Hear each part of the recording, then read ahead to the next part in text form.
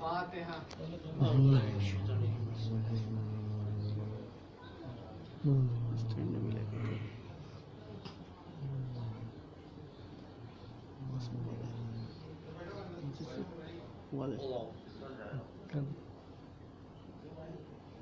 अब अभी कैसे आएगा? तो औज़ु बिल्लाहि मिनश शैतानिर लईनिर रजीम। बिस्मिल्लाहिर रहमानिर रहीम। अल्हम्दुलिल्लाहि रब्बिल आलमीन। अस्सलातु वस्सलामु अला अशरफिल अंबियाए वल मुरसलीन सय्यदना व नबीना व मौलाना व मख्तदाना गालिब अला कुल्ले गालिब अली इब्ने अबी तालिब मौला सखलैन जद्दिल हसन वल हुसैन अबिल कासिम मोहम्मद अल्लाहुम्मा सल्ली अला मुहम्मद व आले मुहम्मद व अला अहले बैतिहि तय्यबीन ताहिरीन मासूमीन मुंतजबीन मुंतखबीन। आमीन या इलाहल आलमीन। वलानतुल्लाहि अला आदाइहिम व मुनकिरे फज़ाइलिहिम व मसाइबिहिम अजमईन। अम्मा बाद फ़क़द क़ाल अल्लाहु तबारका व तआला फ़ी कलामिहिल हमीद व फ़ी फ़ुरक़ानिहिल हमीद। बिस्मिल्लाहिर रहमानिर रहीम। कुल्ला अस्अलुकुम अलैहि अजरन इल्लल मवद्दता फिल क़ुरबा। सल्लल्लाहु अलैहि वसल्लम। अल्लाहुम्मा सल्ली अला मुहम्मद व आले मुहम्मद। अल्लाहुम्मा सल्ली अला मुहम्मद व आले मुहम्मद। नारे हैदरे या अली हैदरे या अली हैदरे या अली। जहाँ ये इरशाद हो रहा है कि कुल्ला अस्अलुकुम अलैहि अजरन इल्लल मवद्दता फिल क़ुरबा, कि ऐ रसूल कह दीजिए इनसे कि हमें अजर रिसालत नहीं चाहिए सिवाय के इसके कि ये हमारी कुर्बा से मवद्दत करें। जब मेरे रसूल से पूछा गया कि आपकी कुर्बा यानी आपके कराबतदारों से कौन मुराद है, तो मेरे रसूल ने फरमाया कि मेरे कुर्बा से मुराद अली और फातिमा और उनकी आल है। एक सलवात पढ़ते हैं। अल्लाहुम्मा सल्ली अला मुहम्मद व आले मुहम्मद। कल मैंने एक सिलसिले की इब्तिदा की थी जिसमें मैंने मौला अली के इल्म आपके सामने रखने की कोशिश की थी। बहुत सी बातें बताई थी। जनाबे सासा इब्ने सुहान यहूदियों का सवाल, मैं कोशिश करता हूँ कि उसी चीज को आज कुछ एक कदम और आगे बढ़ा दिया जाए। एक सलवात और पढ़ते हैं। अल्लाहुम्मा सल्ली अला मुहम्मद व आले मुहम्मद। जनाबे अब्दुल्ला इब्ने अब्बास मक्के के बहुत बड़े आलिम थे। जनाबे अब्दुल्ला इब्ने अब्बास ये ऐसे शख्स थे कि जिनके पास लोग पहुंचते थे अपने मसले मसाइल लेकर कि आप बताइए कि इस मसले का क्या हल है, उस मसले का क्या हल है। लोग उनके पास अपने मसले लेकर पहुंचते थे। इतने बड़े आलिम थे जनाबे अब्दुल्ला इब्ने अब्बास। एक शख्स जनाबे अब्दुल्ला इब्ने अब्बास के पास आया। उन्होंने जनाबे अब्दुल्ला इब्ने अब्बास से कहा कि आप इतने बड़े आलिम हैं, क्या आपका इल्म अफजल है या मौला अली का इल्म अफजल है? तो जनाबे अब्दुल्ला इब्ने अब्बास ने कहा क्या जाहिल हो गया है तू तू समुंदर को एक कतरे से तकरार दे रहा है। तो उस शख्स ने फिर से वो सवाल को दोहराया और ये कहा कि अब्दुल्ला इब्ने अब्बास ये बताइए कि यहाँ पर समंदर कौन है और कतरा कौन है। तो जनाब अब्दुल्ला इब्ने अब्बास कहते हैं कि लगता है तू बिल्कुल नादान हो गया है, यहाँ समंदर मेरे मौला अली हैं और मैं सिर्फ एक कतरा हूँ।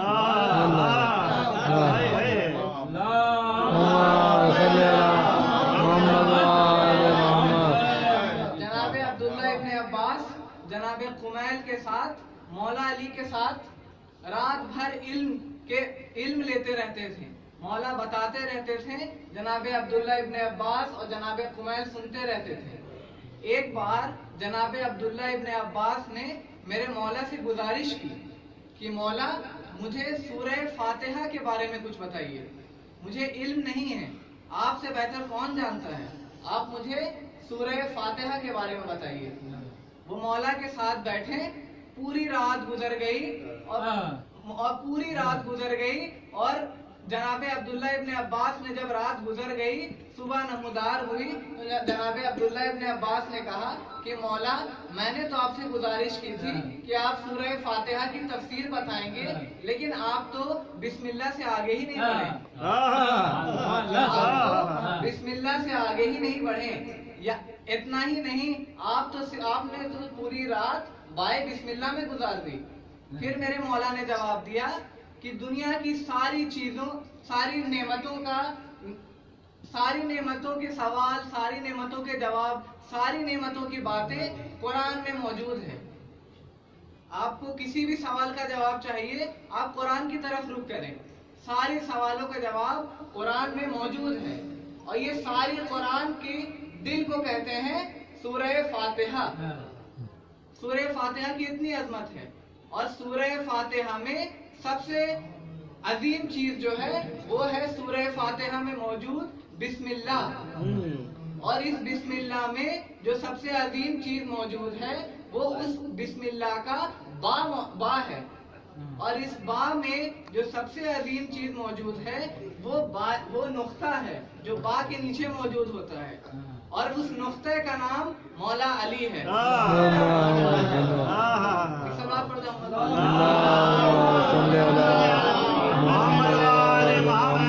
मौला ने कहा अना नुक्ततुल तहतिल बा, मैं उस बे के नीचे जो नुक्ता है वो हूँ मैं। ये मेरे मौला ने कहा। इसके बाद एक सलात और पढ़ते हैं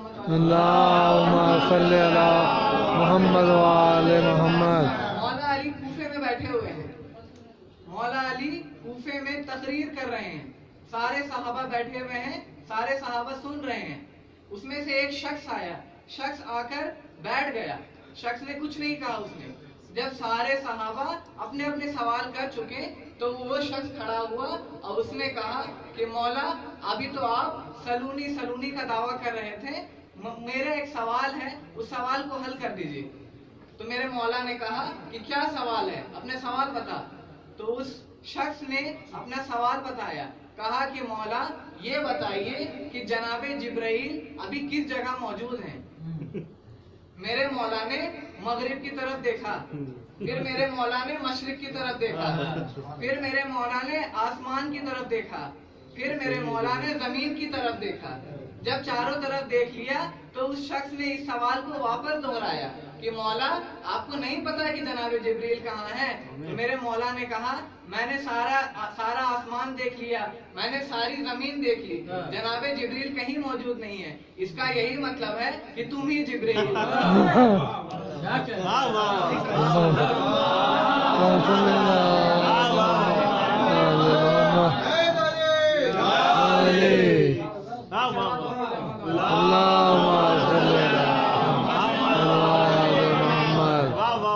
इसी तरह से सवालों का सिलसिला जारी था मौला के साथ। हर शख्स मौला से सवाल करता था, मौला उसका जवाब देते थे। लेकिन एक ऐसा मरहला आया कि मौला जो है मौला मुश्किल में पड़ गए, क्योंकि सवाल ही ऐसा था। मैं आपको सवाल बताता हूँ, आप भी यकीनन इसे महसूस करेंगे कि मेरे मौला इस बार मस्जिद नबवी में तकरीर दे रहे हैं। जहां वो मस्जिद नबवी में तकरीर दे रहे हैं, एक 3 साल का बच्चा दौड़ते हुए मौला की गोद में आ गया। पूरे सहाबियों का हुजूम भरा हुआ है, मौला खड़े हैं और वो बच्चा आया और आके मौला की गोद में चला गया। ये बच्चा कोई और नहीं, हमारे और आपके आका हुसैन थे।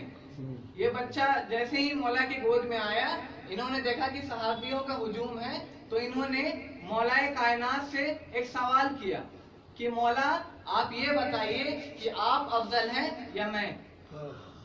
कल तक मैंने आपको जनाबे सासा इब्ने सुहान से ये रिवायत बताई थी कि मौलाए कायनात जनाबे ईसा से अफजल है कि नहीं, मौलाए कायनात जनाबे इब्राहिम से अफजल है कि नहीं, मौलाए कायनात जनाबे मूसा से अफजल है कि नहीं, मौलाए कायनात जनाबे नूह से अफजल है कि नहीं, जनाबे मौलाए कायनात जनाबे इब्राहिम से अफजल है कि नहीं। इन सब का बताया, लेकिन आज मसला थोड़ा मुश्किल पड़ गया। आज इमाम हुसैन मौलाए कायनात की गोद में है और वो सवाल कर रहे हैं कि मौला ये बताइए कि आप अफजल हैं कि हम। आज मसला जरा बिगड़ गया। आज मौला हुसैन ने सवाल कर दिया कि आप अफजल हैं कि हम। तो जैसे ही ये सवाल किया, सहाबी एक दूसरे को देखने लगे। लेकिन आपको एक बात पहले बताना चाहता हूँ कि मौला अली और इमाम हुसैन में अफजल मौलाए कायनात हैं। ये इस वजह से है कि जो रसूल की हदीस है कि हसन और हुसैन सैयदाने जवाने जन्नत हैं, और उसके बाद ये हदीस का आधा टुकड़ा है। इस हदीस के आगे इस हदीस के आगे मोहम्मद ने फरमाया ये कि मौला हुसैन और मौला इमाम हसन जन्नत के सरदार हैं, लेकिन इनके बाप इनसे बेहतर हैं। ये पूरी हदीस है, इनके बाप इनसे बेहतर हैं, क्योंकि हसन और हुसैन के इमाम का नाम है अली इब्ने अबी तालिब।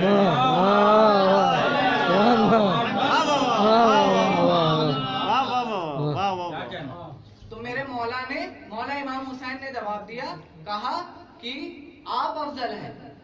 लेकिन अगर मौला सिर्फ इतना कह देते तो बात आधी रह जाती। मौला ने कहा आप तो अफजल हैं, लेकिन मैं इफ्तिकार में आपसे अफजल हूँ, मैं इफ्तिकार में आपसे अफजल हूँ। तो मेरे मौला ने कहा, क्योंकि सहाबियों का हुजूम था, ये सवाल जवाब सिर्फ हमारे लिए ही किया गया है ताकि कल हमें इस बात का इल्म हो सके। तो ये जैसे ही सवाल किया गया वैसे ही मौला ने जवाब दिया कि आप अफजल हैं, लेकिन इफ्तिकार में हम आपसे अफजल हैं। तो मौला इमाम अली ने कहा कि ये कैसे है कि आप हमसे इफ्तिकार में अफजल हैं। तो मेरे मौला हुसैन ने फरमाया, ये जवाब सिर्फ मौला हुसैन दे सकते हैं, ना ही किसी का बाप दे सकता है और ना ही किसी का बेटा दे सकता है। मैं इस बात को इसकी दलील दूंगा, ना ही किसी का बाप दे सकता है, ना ही किसी का बेटा दे सकता है। मौला हुसैन ने जवाब दिया मौला अली को कि मौला अगर आप अफजल तो हैं, लेकिन इफ्तिकार में हम आपसे अफजल हैं। ये कैसे है कि अगर हम आपसे इफ्तिकार में अफजल नहीं होते तो जैसा मेरा बाप है वैसा कोई बाप जैसा मेरा बाबा है वैसा किसी का बाबा ला के दिखाइए।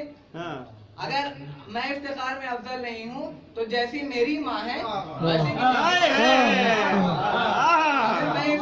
अफजल नहीं हूँ तो जैसा मेरा भाई है वैसा कोई भाई ला के दिखाइए। अब मुश्किल कुशा जो है वो मुश्किल में पड़ गए, क्योंकि मुश्किल कुशा को भी जवाब देना है, आधी बात तो रहने नहीं सकती। और अगर मौला जवाब ना दे तो वो हमारे मुश्किल कुशा कहाँ से हो। तो मौला ने भी जवाब दिया। मौला ने जवाब इस तरह से दिया कि बात तो तुम बिल्कुल सही कह रहे हो कि जैसा तुम्हारा बाप है वैसा किसी का बाप नहीं, जैसा तुम्हारा भाई है वैसा किसी का भाई नहीं, जैसी तुम्हारी माँ है वैसी किसी की माँ नहीं। लेकिन ये भी तो बताओ कि जैसा मेरा बेटा है वैसा किसका बेटा है। एक सवाल पढ़ जाओ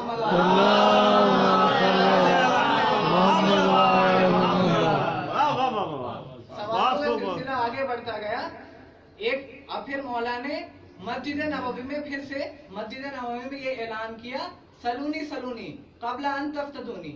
मौला ने ऐलान किया जिससे जो पूछना है पूछ ले, इससे पहले कि मुझे खो बैठे मैं चला जाऊं। तो एक शख्स खड़ा हुआ जो मौला को पसंद नहीं करता था। वो खड़ा हुआ और उसने बड़ा ही बेतुका सवाल किया। उसने ये सवाल किया कि मौला ये बताइए कि मैं अभी जो खाना होगा, दिन का खाना होगा, दोपहर का खाना होगा, बताइए कि मैं उस खाने में क्या खाऊंगा। कितने सवाल मौजूद है, लेकिन उसने क्या सवाल किया कि ये बताइए कि मैं आज के दोपहर के खाने में क्या खाऊंगा। तो मेरे मौला ने ये जुमला कहा कि आप, मेरे मौला ने ये जुमला का इस्तेमाल कर दो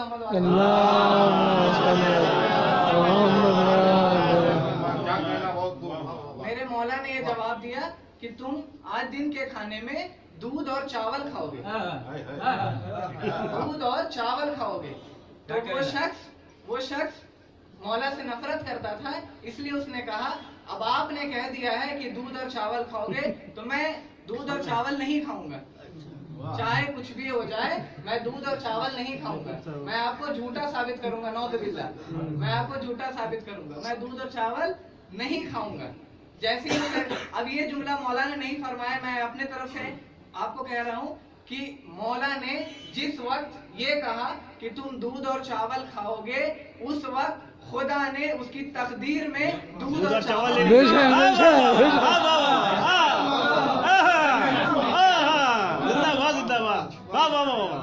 उस वक्त खुदा ने उसकी तकदीर में दूध और चावल लिख दिया था। फिर भी वो शख्स बहुत जिद्दी था। घर पहुंचते ही अपनी बीवी से सवाल किया कि बताओ आज बहुत भूख लगी है, बताओ आज खाने में क्या है। तो उसकी बीवी ने जवाब दिया कि आज तो खाने में दूध और चावल है। वो शख्स बहुत परेशान हुआ। उसने कहा कि कुछ और नहीं बना सकती थी, कुछ और नहीं बना सकती थी। फिर वो शख्स, उसने कहा कि जाओ घर से बाहर निकलो, अड़ोस पड़ोस से जाकर ये कहो कि आपके यहाँ खाने में जो भी है, अगर एक रोटी का टुकड़ा भी है तो वो मुझे दे दे, मैं बस इतने खा के शुक्र कर लूंगा।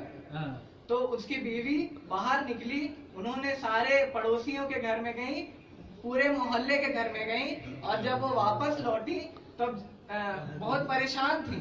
तो इस शख्स ने पूछा कि इतने परेशान क्यों और खाना कहाँ है? मैं बहुत भूख से मैं बहुत परेशान हूँ, जल्दी बताओ खाना कहाँ है? तो उस मोहतरमा ने कहा कि पता नहीं आज क्या माजरा है कि पड़ोसी में, पूरे मोहल्ले में, हर घर में सिर्फ दूध और चावल बना है। चावल बना है।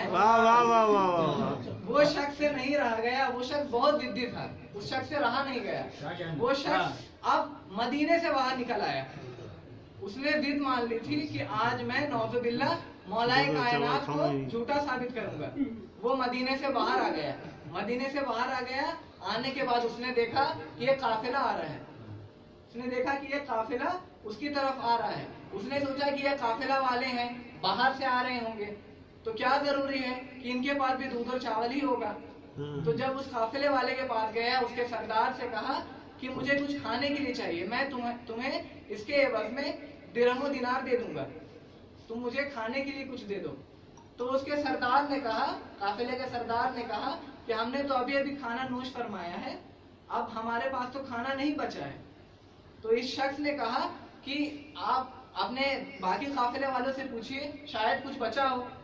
तो जो काफिले के सरदार थे वो गए और जाके बाकी लोगों से पूछा। तो जब हर शख्स से पूछा, सब ने कहा कि मेरे पास तो कुछ नहीं बचा है।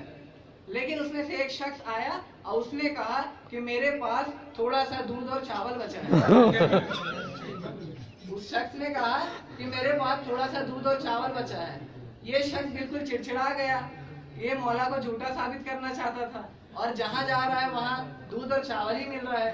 तो ये शख्स ने कहा कि आज मैं दिन का खाना ही नहीं खाऊंगा।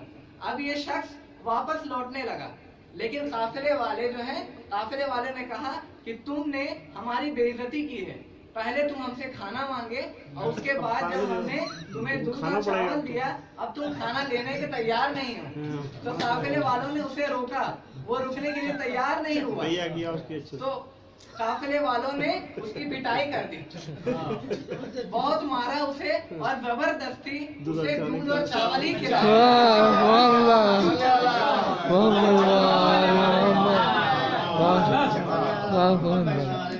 वाकया यहाँ खत्म नहीं होता है। जब इसने दूध और चावल के साथ मार भी खा ली, उसके बाद वो वापस मदीने की तरफ आने लगा। जब वो मदीने की तरफ आने लगा तो सामने से मेरे मौला गुजर रहे थे। मेरे मौला ने उससे सवाल किया, उस शख्स से सवाल किया कि बताओ तुमने आज दिन के खाने में क्या खाया है? तो उस शख्स ने जवाब दिया कि मौला मैंने कुछ भी खाया हो, मैंने दूध और चावल नहीं खाया है। तो मेरे मौला ने कहा तुम झूठ कह रहे हो, अगर तुम मेरी बात मान लेते तो सिर्फ तुम दूध और चावल खाते, लेकिन आज तुम दूध और चावल के अलावा मार भी खा कर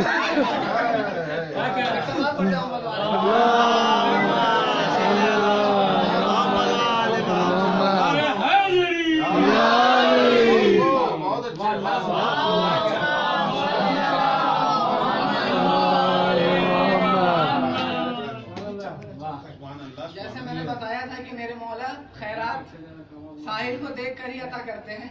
साहिल की जो हैसियत होती है उसी के हिसाब से उसको खैरात दिया जाता है। बहुत खूब, बहुत खूब, सुभान अल्लाह, सुभान अल्लाह। मेरे मौला बैठे हुए हैं मिंबर पर। मेरे मौला को पता है कि किस इंसान की ज़हनियत कितनी बुलंद है, कितनी नीची है, मेरे मौला को सब पता है। तो मेरे मौला के सामने दो सवाल आया, दोनों बिल्कुल सेम, बिल्कुल एक सवाल था। एक ही सवाल को वापस दोहराया गया, लेकिन सवाल पूछने वाला अलग था। पहला जो सवाल पूछा वो एक यूनान का बहुत बड़ा फलसफी था।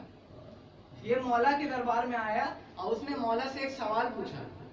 सवाल क्या था वो मैं पहले आपको बताता हूँ। उससे पहले ये कि जो दूसरा सवाल करने वाला आया था वो एक अरब का बद्दू था। दोनों में बहुत बड़ा फर्क होता है, एक यूनान का फलसफी और एक अरब का बद्दू था। तो जो यूनान का फलसफी वो आया, मौला के दरबार में आया और उसने मौला से सवाल किया।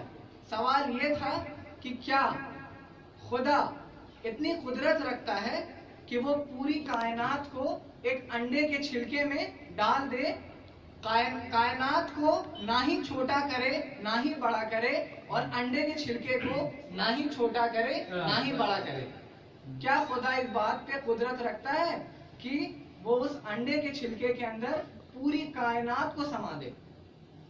तो मेरे मौला ने जवाब दिया कि खुदा चाहे तो कुछ भी कर सकता है, वो शायद कदीर है, वो हर चीज पे कुदरत रखता है।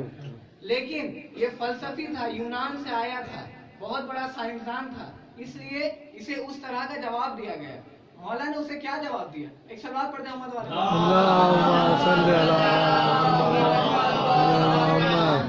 मौला ने उसे ये जवाब दिया कि खुदा इस बात की पूरी कुदरत रखता है कि दुनिया को एक अंडे के छिलके के अंदर समो दे, लेकिन दुनिया इतनी कुदरत नहीं रखती और ना ही अंडे के छिलका इतना कुदरत रखता है कि वो दुनिया को अपने अंदर समो ले। मैं एक दलील देता हूँ, इसके एक दलील देता हूँ। जैसे कोई नबी है, कोई रसूल है, खुदा इतनी कुदरत रखता है कि नौज़ो बिल्लाह वो किसी नबी या किसी रसूल को जहन्नुम में डाल दे। खुदा इस बात की कुदरत रखता है, लेकिन नबी की इस्मत इस बात की गवाही नहीं देती कि उन्हें जहन्नुम में डाला। एक और दलील देता हूँ। कुछ लोग कहते हैं कि यजीद की गलती को माफ कर दिया जाएगा, खुदा जो है वो यजीद की गलती को माफ कर देगा। खुदा इस बात की कुदरत रखता है कि वो यजीद की गलती को माफ कर दे, लेकिन यजीद इस बात की सलाहियत नहीं रखता कि उसकी गलती माफ हो सके।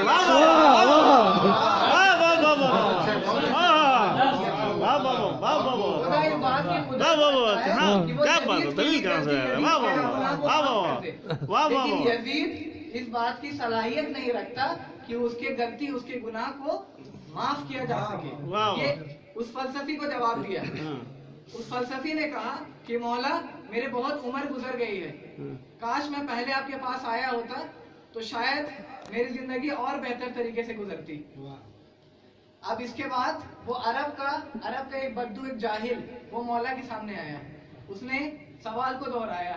ये बहुत वक्त के बाद ये वाकया हुआ था। फिर इसी सवाल को दोहराया कि मौला क्या खुदा इस बात की कुदरत रखता है कि एक अंडे के छिलके के अंदर पूरी कायनात को समो सके? तो मेरे मौला ने क्या जवाब दिया? फलसफी को अलग जवाब दिया था, इस जाहिल बद्दू को मेरे मौला ने क्या जवाब दिया? मेरे मौला ने जवाब दिया कि खुदा इस बात की कुदरत भी रखता है और खुदा ने ये काम कर भी दिया है। इसी तरह से वो भी खामोश हो गया। खुदा ने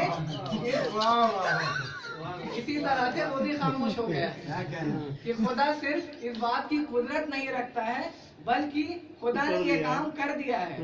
तुम अपनी आंख की तरफ देखो। पहुंच गए कुछ लोग। तुम अपनी आंख की तरफ देखो।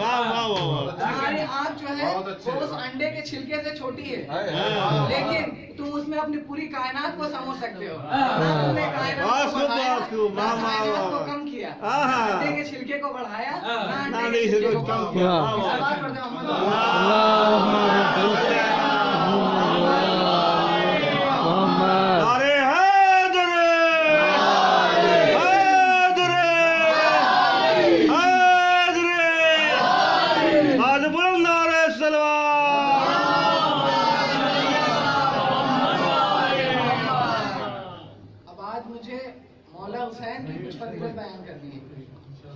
मौला हुसैन की कुछ ऐसी खुसूसियत है जो किसी नबी, किसी रसूल, किसी इमाम को नहीं मिली।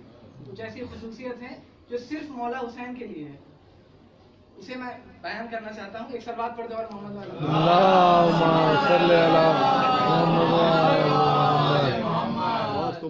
मौला इमाम हुसैन की एक ऐसी खुसूसियत है जो किसी इमाम, किसी रसूल को नहीं मिली। वो खुसूसियत क्या है कि हर जगह आप जाएंगे, आप नजफ जाएंगे, आप मदीना जाएंगे, आप मक्का जाएंगे, या आप कहीं किसी पीर के बाबा के मजार में जाएंगे, जहां भी आप जाएंगे आपको किसी भी कब्र की मिट्टी को खाने के लिए हराम करार दिया गया है। चाहे कितने ही अफजल हों, चाहे कितने ही बड़े हों, लेकिन किसी के भी कब्र की मिट्टी को खाना हराम है। और दूसरे तरफ मेरे मौला हुसैन है कि जिनके कब्र की मिट्टी के लिए लोग तरसते हैं, कि जिनके कब्र की मिट्टी लोगों को शिफा देती है। वो बंदा आईसीयू में लेटा रहता है, आप एक चुटकी जाकर उसे खाके शिफा दे दे, वो अगले दिन उठकर या हुसैन कहने लगता है। ये खुसूसियत सिर्फ मेरे मौला हुसैन को मिली है। ये कब्र की मिट्टी को आप खा सकते हैं, सिर्फ खा नहीं सकते बल्कि शिफा है। एक सवाल और पढ़ दो मोहम्मद।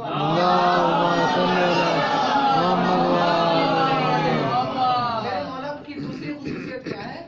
ये जितने भी खुसूसियत हैं, ये सारे के सारे कुदरत के इंतजाम हैं। ये सारे के सारे कुदरत के इंतजाम है। ये जो मैं पढ़ रहा हूँ, ये अल्लामा तबातबाई ने भी लिखा है, अल्लामा शुसरी ने भी ये बात को लिखी है कि दूसरी खुसूसियत क्या है मौला हुसैन की। दूसरी खुसूसियत ये है कि आप ना ही किसी नबी के, ना ही किसी रसूल के सोयम देखेंगे, ना ही किसी का 10वां देखेंगे, ना ही किसी का 40वां देखेंगे। लेकिन मौला हुसैन की ये फजीलत है कि उनकी शहादत से 10 रोज पहले तक लोग गम मनाना शुरू कर देते हैं। ये दूसरी फजीलत है, ये दूसरी फजीलत है जो सिर्फ मेरे मौला हुसैन को अता की गई है। ये सिर्फ मेरे मौला हुसैन को अता की गई। मौला की तीसरी फजीलत क्या है जो बिल्कुल खुसूसियत सिर्फ मौला हुसैन के लिए है? मौला की तीसरी फजीलत ये है कि जैसे कि नजफ में मौलाए कायनात दफन है, तो नजफ का नाम हुआ नजफ अशरफ, नजफ अशरफ। उसी तरह से क्या हुआ मक्का मुअज़्ज़मा, उसी तरह से क्या हुआ मदीना मुनव्वरा। वाह वाह वाह वाह, बहुत खूब, बहुत खूब। मुनव्वरा मुअज़्ज़मा, वाह वाह वाह, बहुत खूब, बहुत खूब। इतने बुलंद, बहुत बुलंद है ये, लेकिन सबसे बुलंद क्या होता है? मुअल्ला। मुअल्ला सिर्फ दो शख्सियत के लिए इस्तेमाल किया जाता है। एक खुदा के लिए जो अर्श मुअल्ला में रहता है,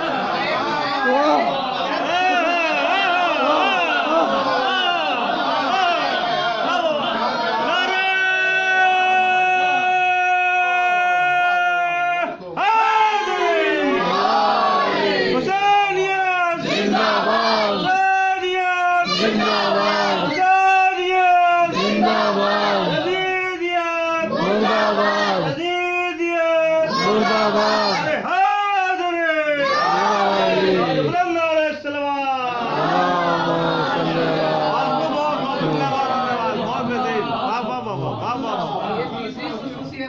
वाह, वो वाह। सिर्फ और सिर्फ मेरे मौला हुसैन के लिए है। वाह वाह वाह किसी के लिए बहुत नहीं खूब है। बहुत खूब बहुत खूब शानदार मेरे बहुत मौला खूब। की चौथी खुसूसियत जो किसी के लिए नहीं है, अगर आप देखेंगे तो जितने भी महीने हैं, हर महीने में खुदा ने किसी न किसी इमाम की, किसी न किसी मासूम की शहादत रखी है। बहुत खूब, बहुत अच्छे, वाह वाह वाह। हर महीने में आप देखें, है। यहाँ तक कि जिलहिज जिसे ईदों का महीना कहा जाता है, उसमें भी आपको शहादत मिल जाएंगे।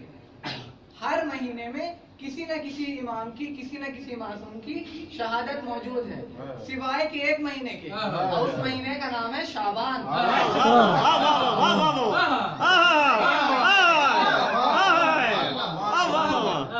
सिवाय एक महीने के, बहुत अच्छी इस स्टडी है। महीने का वाह नाम वाह है वाह शाबान। बहुत बेहतरीन, बहुत बेहतरीन, शानदार, जबरदस्त, क्यों? बहुत खूब बहुत आप खूब। जानते हैं बेहतर, फिर भी मैं बयान करता हूँ कि ये इसलिए है क्योंकि इस महीने में मेरे मौला हुसैन की विलादत हुई है।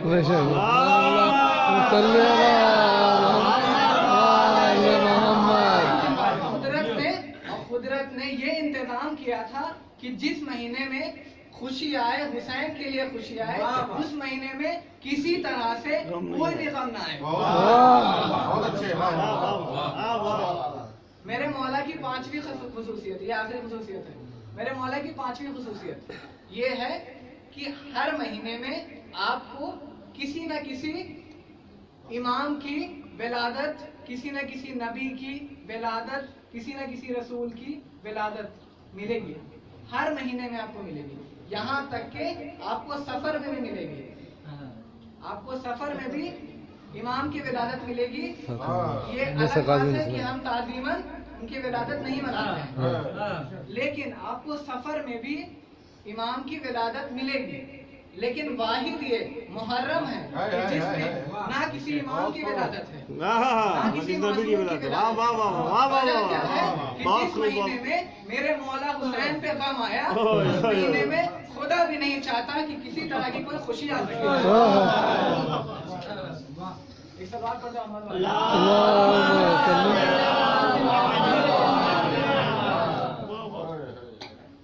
अब मेरे मौला हुसैन मस्जिद नबवी पहुंचे, वहां पे रसूल खुदा बैठे हुए थे। रसूल खुदा ने मौला हुसैन को अपने करीब बुलाया, मौला हुसैन से एक सवाल पूछा। रसूल खुदा ने मौला हुसैन से एक सवाल पूछा कि बताओ बेटा, तुम्हारी नजर में सबसे बड़ी तकलीफ, सबसे बड़ा गम क्या है? मेरे मौला इमाम हैं, जवाब तो देंगे ही। तो मेरे मौला से पूछा कि आप बताइए कि सबसे बड़ी तकलीफ, सबसे बड़ा गम क्या है? तो मेरे मौला ने फरमाया कि सबसे बड़ी तकलीफ, सबसे बड़ा गम एक बाप के लिए होता है कि जब उसका जवान बेटा मर गया, जब उसका जवान बेटा मर गया। फिर रसूल चुप नहीं रहे, रसूल आगे बढ़े और रसूल ने भी एक बात कही। रसूल ने ये कहा कि बेटा, सिर्फ इतना ही नहीं है कि सबसे बड़ा गम ये होता है कि किसी बाप के सामने किसी बच्चे को, किसी जवान जो है वो शहीद हो जाए, बल्कि सबसे बड़ा गम ये होता है कि जब किसी के बाप के आगोश में उसका जवान शहीद हो जाए।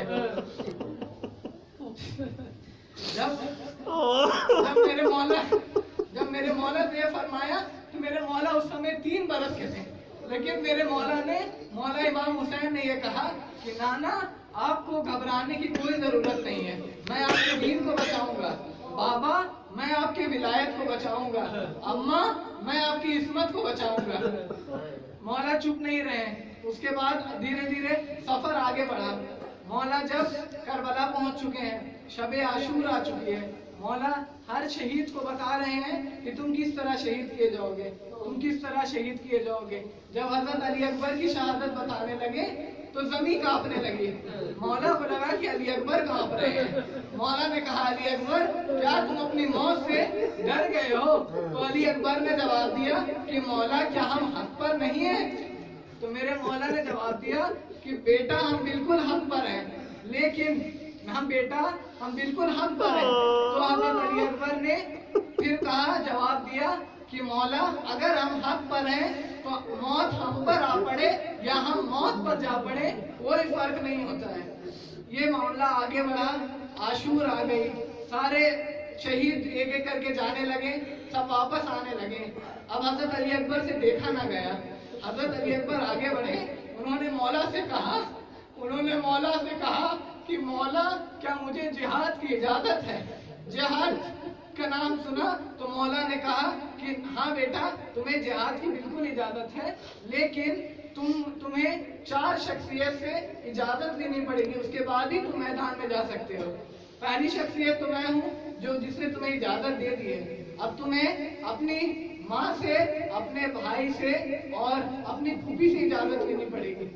हजरत अली अकबर आगे बढ़े, सबसे पहले अपनी फूफी के पास गए, जनाबे ज़ैनब के पास गए। जनाबे ज़ैनब ने कहा बेटा मैं तुम्हें इजाजत देती हूँ। उसके बाद मेरे मौला अली अकबर अपने भाई मौला सज्जाद के पास गए। जब वो गए तो देखा कि मौला सज्जाद बिल्कुल बुखार से तपतपा रहे हैं। तो हजरत अली अकबर उनके करीब गए। हजरत अली अकबर उनके करीब पहुंचने के बाद उनको बोसा देने लगे। बोसा लेते लेते उनके आंखों से एक आंसू का कतरा गिरा। मौला सज्जाद उठ गए। मौला सज्जाद ने कहा क्या हो गया, क्या मसला हो गया कि मेरे भाई अली अकबर आप रो रहे हैं?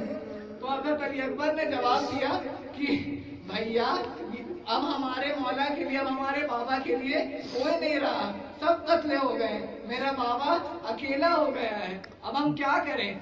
तो मौला सज्जाद ने कहा कि मौला मुझे भी इजाजत नहीं देते। तो मौला हजरत अली अकबर को यह बात पता थी कि मौला सज्जाद जो है वो इमामत के लिए वक्फ है, इसलिए मौला हजरत अली अकबर ने मौला सज्जाद को कहा कि भैया आप इमामत के लिए वक्फ हैं, आपको हमसे बड़ा इम्तिहान देना है। मुझे सब पता है कि आपको किस तरह का इम्तिहान देना है। हम तो सिर्फ शहीद हो जाएंगे, आपको तो कुपियों का खुला सर देखना है। आपको तो कुपियों का खुला सर देखना है। आपका इम्तिहान हमसे बहुत बड़ा है। और उसके बाद मौला सज्जाद ने भी हजरत अली अकबर को इजाजत दी। अब हजरत अली अकबर अपनी अम्मा के पास बढ़े, उम्मे लैला के करीब पहुंचे। उम्मे लैला को कहा कि क्या मुझे इजाजत है कि मैं जंग के लिए जा सकूं? तो उम्मे लैला ने ये नहीं कहा कि तुम्हें इजाजत नहीं है। उम्मे लैला ने जुमले को बदल दिया। उम्मे लैला ने सिर्फ इतना कहा कि अकबर तुम अगर चले गए, अकबर तुम्हारे बिना मेरा जी नहीं लगेगा। अकबर अगर तुम चले गए तो मैं कैसे जीऊंगी? सिर्फ इतना कहा। और उसके बाद हजरत अली अकबर ने कहा ठीक है अम्मा, अगर आप कहती हैं तो मैं नहीं जाता हूँ, लेकिन कयामत के रोज दादी